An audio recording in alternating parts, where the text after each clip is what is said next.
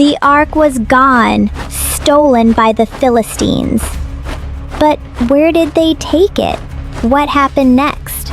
Eli and I had to find out.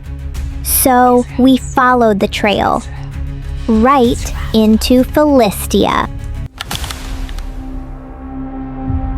Are you sure this is a good idea, Mariam? We're just here to ask questions. Remember, investigators never give up. We saw the mighty gate, and when we turned our back to leave, the gates to Ashdod, a Philistine city, opened before us. We stepped inside, and there we saw a man selling goods at his stall. Shalom, sir. May I ask, do you know anything about what happened when the Ark of Israel came here? Shh! Don't let anyone hear you. Come this way. I'll tell you everything. He quietly led us to a quiet alley. After we captured the ark, they brought it here to Ashdod. Our priests placed it in the temple of Dagon, beside our god. But strange things happened.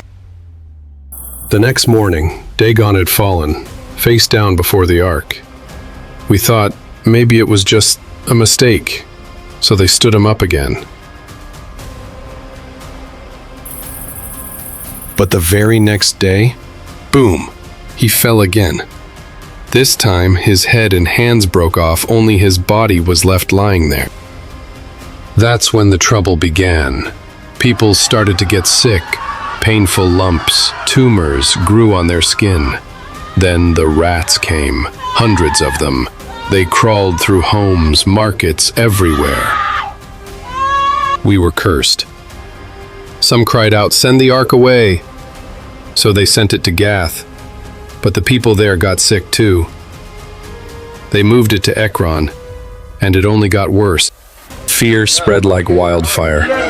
Everywhere the ark went, sickness followed. Finally, the rulers said, "Enough. Send it back to the Israelites before we all perish." But then one elder spoke up. He said, "Wait, we cannot send it back empty-handed." So they decided to prepare gifts for Israel's God. First, they made 5 golden tumors, just like the painful boils that grew on our people. Then, they made 5 golden rats, just like the rats that ran wild through our homes. One gift for each of our 5 rulers.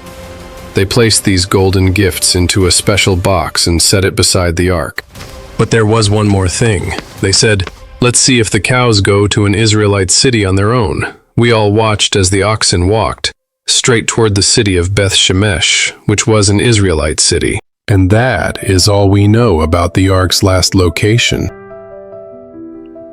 Then we need to go where it was last seen. To Beth Shemesh? To Beth Shemesh.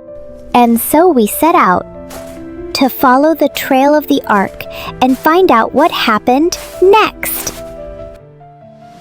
Friends, we are here at the entrance of Beth Shemesh, the Israelite city where the Philistines last saw the ark enter.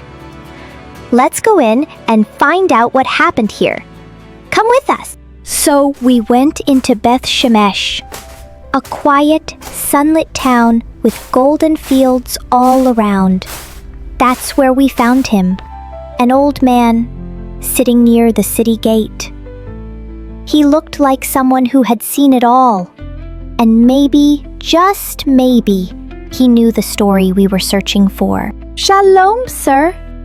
We're looking for information about the ark, when it came here to Beth Shemesh. Ah, the Ark of the Covenant.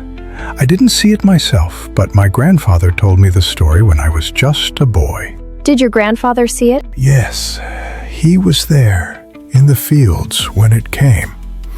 2 cows, a cart, and the Ark of God heading straight into Beth Shemesh. My grandfather said it was a day like no other.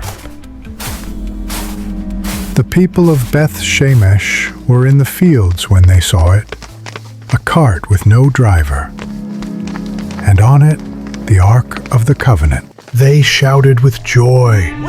They ran to welcome it, singing, dancing, praising God. They offered sacrifices right there, in the field. A big rock became the altar. But not everyone treated it with honor. Some of the men looked inside the ark, even though they were warned not to. My grandfather said many died that day. It was holy, and they forgot that. So the people became afraid. They said, "Who can stand before the Lord?"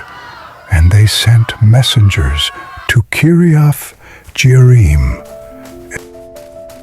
There the ark was taken to the house of a man named Abinadab, and his son Eleazar was set apart to guard it. The ark stayed there for many years.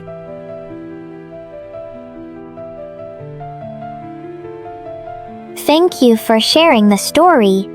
We've learned so much. It's a story worth remembering and carrying forward.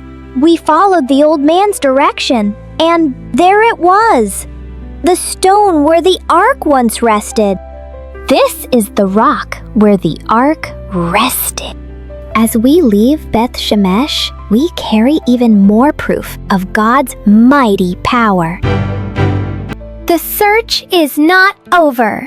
Join us on our next adventure as we uncover the secret location of the ark. Mariam and Eli. Haran HaKadosh, holy ark of God. Haran HaKadosh, God is always near. Captain Mace long ago, make a box with gold that glows inside it. Special things would stay to remind us every day. Haran HaKadosh, holy ark of God. Haran HaKadosh, God is always near. 2 stone tablets full of love came from God above. Manna, bread, and Aaron's stick. God's great power is so big. Haran HaKadosh, holy ark of God. Haran HaKadosh, God is always near. Jesus opened up the way. Now God lives in me today. Haran HaKadosh, holy ark of God. Haran HaKadosh, God is always near. Haran HaKadosh, holy ark of God. Haran HaKadosh, God is always near.